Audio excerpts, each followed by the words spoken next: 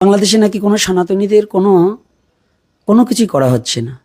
তাহলে রংপুরে কীর্তনে উগ্রবাদীদের হামলা এবং কীর্তন বন্ধ করে দেওয়া, মানিকগঞ্জে সাধারণ 20 টাকার পান নিয়ে একজনকে লাথি মেরে একটা সনাতনীকে মেরে ফেলা, ঢাকাতে আরও একটা ছেলেকে ধর্ম অবমাননার মব সৃষ্টি করা, কোটালীপাড়াতে মিঠু নামে ছেলেটাকে চাকরিচ্যুত মিথ্যা ধর্ম অবমাননার নাম দিয়ে, যে কথাটা বলা হয়েছে এটা ধর্ম অবমাননা নয়, এহার চেয়েও। তারপরে আর একটা ছেলেকে, তাকেও গণেশ নামে, তাকেও কিন্তু গৌরাঙ্গ নামে একজন শিক্ষককে, তাকেও চাকরি থেকে বরখাস্ত করা হয়।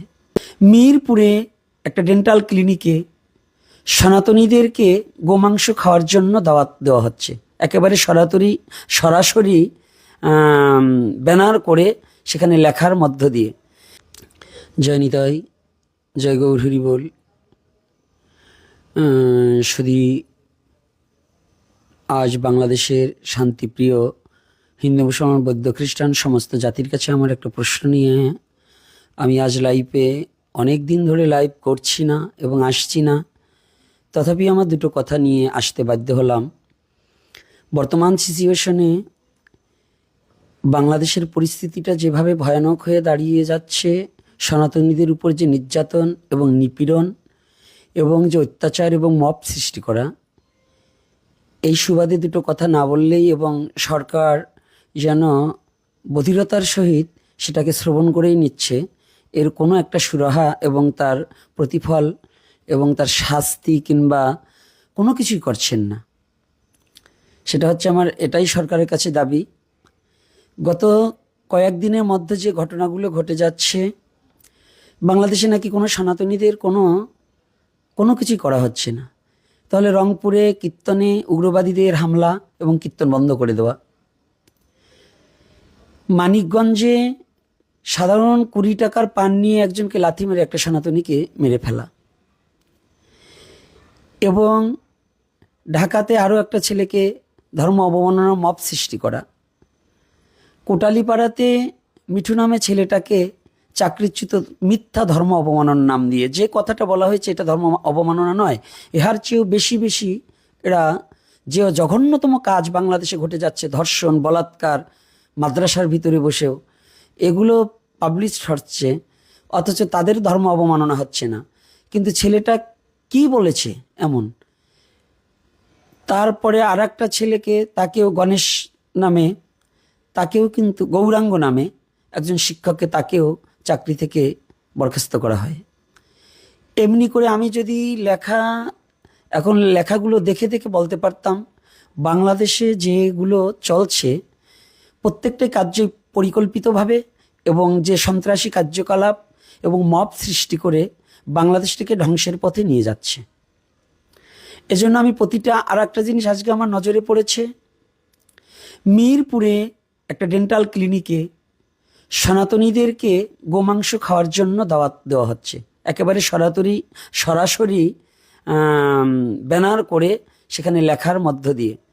তাহলে যারা লিখেছে, আমি কোনো মুসলমান বাবাদের, যারা শান্তিপ্রিয় মুসলমান বাবা, তাদেরকে আমি কিছু বলছি না, তাদেরকে আমি বলবও না, কারণ যারা শান্তিকামী, যারা দেশ এবং দশের শান্তি চায়, যারা প্রকৃত ধার্মিক, তাদের বলছি না। কিন্তু যারা ধর্মের নামে এই যে প্রোগান্ডা সরিয়ে মানুষকে হেনাস্তা, এটা কি ধর্ম অবমাননা নয়? এবং যে ক্লিনিক থেকে এটাকে করা হয়েছে, সরকার এখনও চোখ বুজে আছে কেন? প্রশাসনের মধ্য দিয়ে সেই ক্লিনিকটাকে কেন বন্ধ করা হচ্ছে না? এবং সেই ক্লিনিকে কে করেছে এবং কারা করেছে, এই বিচার কেন করা হচ্ছে না? তাহলে কি আমরা বুঝবো, যদি সে লিখে থাকে সনাতনীদের যদি গোমাংস খাওয়ার, সেটা সনাতনীদের ধর্মে নিষেধ, সেটার জন্য যদি যারা ডেন্টাল ক্লিনিক থেকে এটাকে যদি প্রচার করে থাকে, আহ্বান করছি, সে কবে খাবে, কবে আসুক, তার সারা জীবনের তরে তাকে দাওয়াত দিয়ে দেবো, আমিও তাকে কিন্তু সব মুসলমানকে নয়। আমি বলতে চাই, যারা এটাকে বাংলাদেশে হিন্দু মুসলমান দাঙ্গা বাঁধাবার জন্য যারা একটা প্রোগান্ডা ছড়াচ্ছে, আমি তাদের বলছি।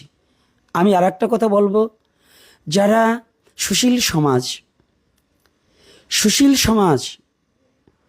সমাজ এখন কোথায়? আর প্রশাসন কোথায়? স্বরাষ্ট্রমন্ত্রী কোথায়? শুধু সনাতনীরা কোনো কথা না বললেও সনাতনীদের মব সৃষ্টি করে, ধর্ম অবমাননার মব সৃষ্টি করে তাওহীদি জনতারা তাদেরকে মেরে দেওয়া হচ্ছে, পুড়িয়ে মারা হলো, এবং অন্যায়ভাবে তাদেরকে কত অত্যাচার করা হচ্ছে। একটা শীল সম্প্রদায় তাদেরকে মিথ্যা অভিনয় করে ধর্মাবমাননার নাম করে আজও তারা ছাড়া পাচ্ছে না। বাংলাদেশে বহুত কয় 100 ঘটনা এরকম আমি দেখিয়ে দিতে পারবো। কিন্তু অথচ এর কোনো বিচার না করে এই যে আজকে যে কাজটা করেছে এবং যেটা সাইনবোর্ডে যেটা দেওয়া হয়েছে, এটা কতটুকু যুক্তাযুক্ত, এবং এটা প্রশাসন যদি বিচার না করে এবং করার আমি অনুরোধ করব স্বরাষ্ট্রমন্ত্রী তিনি যেন এটাকে একটু দেখেন, প্রধানমন্ত্রীর নজরেও যেন এটা আসেন। কারণ সনাতনীরা কি সংখ্যালঘু বিধায় কি বাংলাদেশে কোনো বিচার পাবে না? এবং সনাতনীদের ধর্ম কি, এটা কি ধর্ম নয়? এটাকে অপমাননা করলে পরে তাদের কোনো শাস্তি হবে না? এমনকি ডক্টর ইনাতুল্লাহ আব্বাসী তিনি যে ধরনের কথাগুলো বলছে, প্রত্যেকটা কথা সনাতনীদের হত্যা করা, হত্যার হুমকি, সনাতনীদেরকে জ্বালিয়ে পুড়িয়ে দেওয়ার, সনাতনী সম্পত্তি ভোগ দখল করার, এটা ডক্টর ইনায়তুল্লাহ আব্বাসী তার বক্তৃতার মধ্যে, তার আলোচনার মধ্যে বহুবার আসছে। কিন্তু কই সরকার কি এটা চোখে দেখে না? এটা কি আমাদের ধর্ম অবমাননা নয়? এগুলোকে কোনো শাস্তি প্রদান করা হচ্ছে না। অথচ আমাদেরকে এই যে কোরবানি সামনে রেখে তার ধর্ম সে প্রতিপালন করবে, যার যা ধর্ম সে প্রতিপালন করবে। সনাতনীরা কোনো ধর্মকেই ছোট করে দেখার বিষয় নয়। ভারত তার ব্যক্তিগত রাষ্ট্রীয় ব্যাপার, বাংলাদেশ আলাদা রাষ্ট্র যখন, তো বাংলাদেশ আর ভারতের ব্যাপার নিয়ে তো আমাদের মাথা গালিয়ে কোনো লাভ নেই। আমাদের বাংলাদেশের কোনো সনাতনী কি ভারতে বিজেপি আসুক, তৃণমূলই আসুক, আর যেই আসুক, সেখানে তো আমরা কোনো কথা বলি না। এই পর্যন্ত আমরা কোনো দলের সাপোর্ট নাই। কিন্তু আমাদের কেন অত্যাচার করা হচ্ছে? আমাদের কেন এই দেশ থেকে বিতাড়িত করার জন্য এই চক্রান্ত করা হচ্ছে? তাই আমি প্রধানমন্ত্রী এবং স্বরাষ্ট্রমন্ত্রীর কাছে এবং সুশীল সমাজের কাছে আমার আর্তি এবং বিনীত প্রার্থনা যে সনাতনীরা এখন কোথায় যাবে? কি বিচার কি পাবে না বাংলাদেশে? আর যদি বিচার যদি নাই থাকে তাহলে বুঝবো বাংলাদেশের আইন অন্ধ, এবং এই মন্ত্রিসভাও শুধু নাটকীয় মন্ত্রিসভা। এটা সনাতনীদের জন্য কিছু নয়। এটা সনাতনীদের জন্য কোনো মন্ত্রিসভায় কোনো কথা নেই। কেন? এটা কি সনাতনীরা কি তাহলে কি এদেশে নাগরিক নয়? আর যদি নাগরিক হয়ে থাকে তাহলে সনাতন ধর্ম কি, সনাতন ধর্ম নিয়ে কেন এরকম অত্যাচার? একটা শ্মশানে, আমি জায়গাটা না দেখে বলতে পারছি না, যেখানে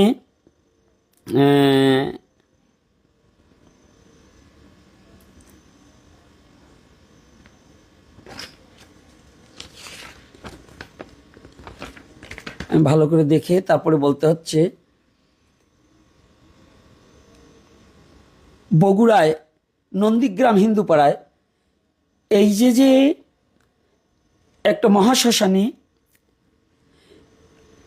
এই মহাশ্মশানের বিগ্রহ মা কালীর সম্মুখে যে অশ্লীলভাবে উলঙ্গ হয়ে যে ছবিটা তুলে আবার পোস্ট করেছে, প্রশাসন কি পারে না? প্রশাসন না পারে এমন কোনো কাজ নেই। আর যদি না পারে তাহলে তো বুঝবে প্রশাসন হিজড়ার দলে চলে গেছে, তাদের পুরুষত্বই হারিয়ে ফেলেছে। কারণ যদি একটা, সেটাকে আমার ধর্ম নয়, আমার সনাতন ধর্মের বিগ্রহের সম্মুখে সে উলঙ্গ হয়ে কেন তার পুরুষাঙ্গ কেটে দেওয়া হোক? কেন হবে না? এর বিচার কেন পাবো না? তাহলে কি প্রশাসন কি নপুংসুক?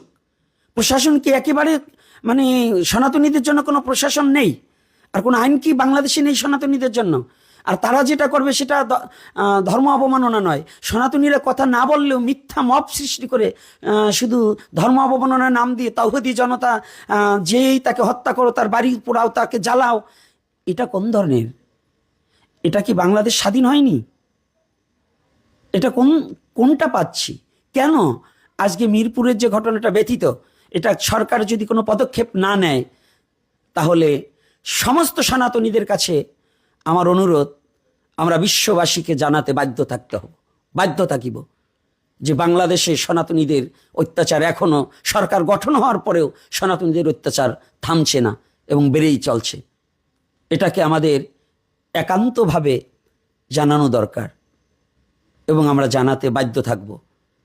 আমি অনুরোধ করব, সনাতনী জাতি আমরা কাউকে কোনো ধর্মকে ছোট করার জন্য নয়, মিথ্যা অপবাদ দিয়ে মিথ্যা মব সৃষ্টি করে আর কতকাল সনাতনীদেরকে হেনস্থা করা হবে, এবং আর কতকাল তাদের ঘর বাড়ি লুট করা হবে, আর কতকাল তাদের সম্পত্তি লুট করে খাওয়া হবে।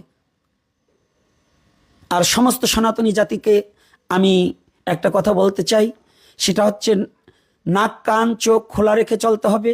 কারণ এই কিছু সন্ত্রাসীরা, এরা ধর্ম অবমাননার নাম দিয়ে জমি দখল, বাড়ি পোড়াও, মানুষকে হত্যা করো, এই সন্ত্রাসীরা বাংলাদেশে ঘিরে ফেলেছে। এই সন্ত্রাসবাদ যতদিন পর্যন্ত না যাবে, বাংলাদেশে একজনও শান্তিতে থাকতে পারবে না, বাংলাদেশে কোনো শান্তি আসবে না।